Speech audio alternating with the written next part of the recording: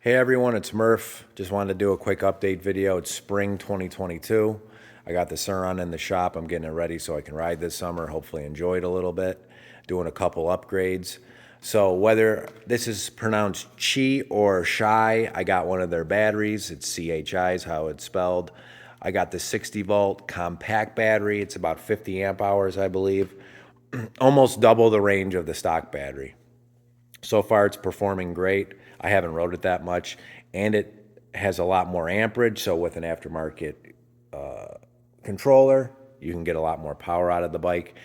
I have a Teznic controller. They just released the app, so you can adjust your throttle settings, your phase amps, your eco mode, your regen, all that stuff. I haven't really dug into it too much, but I believe to have a total retune to get more power, I would have to pay them, and they would do it over the phone, over the internet, whatever.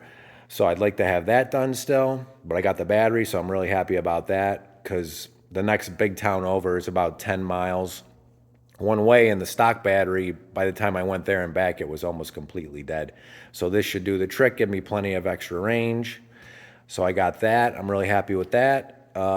Pretty good to hook it up. It comes with hinges here, so you can, the lid's a little bit higher. I already had an Emax seat extension kit, so it made it so the back locked just like that. I didn't have to do any modifications to this. I had to run the cables around here like this. It's a little bit in the way, but other than that, it worked pretty good. It's got a little voltage button right here, so you can check the voltage. You can see it right through the stock window, so that's nice. Now, with the back tire, so I had done a video before. I had the 19-inch rim in the back. I believe I did a 100 by 90 by 19, if I can find the size here. Yep, 100 by 90 by 19. It's so big you have to chop the treads off on the sides. I kind of didn't like doing that. And then also, these factory rims aren't true, meaning they're not perfectly straight or round. So it would still rub on the chain in a spot because the tire's actually kind of wobbling while you're riding.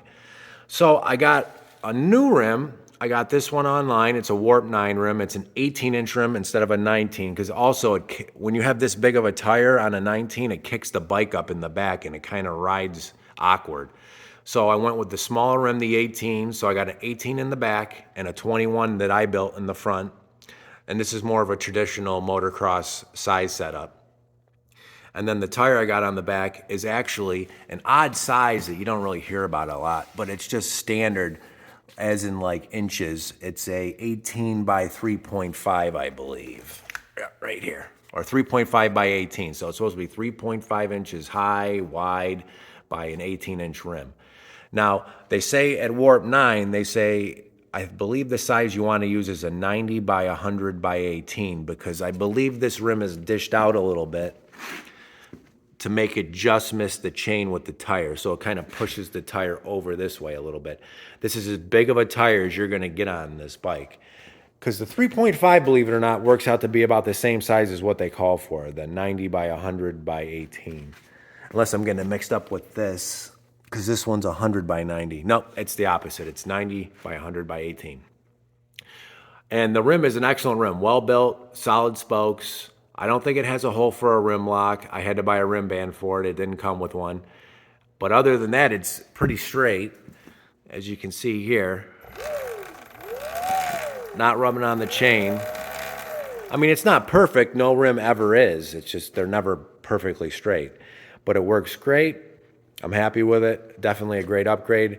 And these tires keep selling out because everybody wants them. So this is kind of a little cheat. I had to do the homework myself, get on a tire calculator and find out what this size was equivalent to in metric, and it worked out to be about the same size as a 90 by 100 by 18.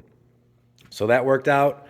And of course I got all the upgrades on the bike that I had from before. Sadly, I probably have more into this than a brand new Stark Varg would cost, but that bike's not here, this is, so I'm trying to make this as good as it can be for what it is, and it's pretty sweet as it is. A lot of upgrades.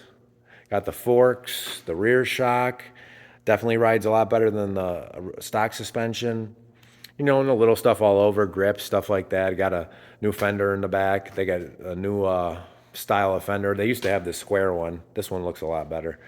I was kind of wondering maybe if they could get some plastic side skirts, it would look more like a motocross bike. But at the end of the day, it looks good.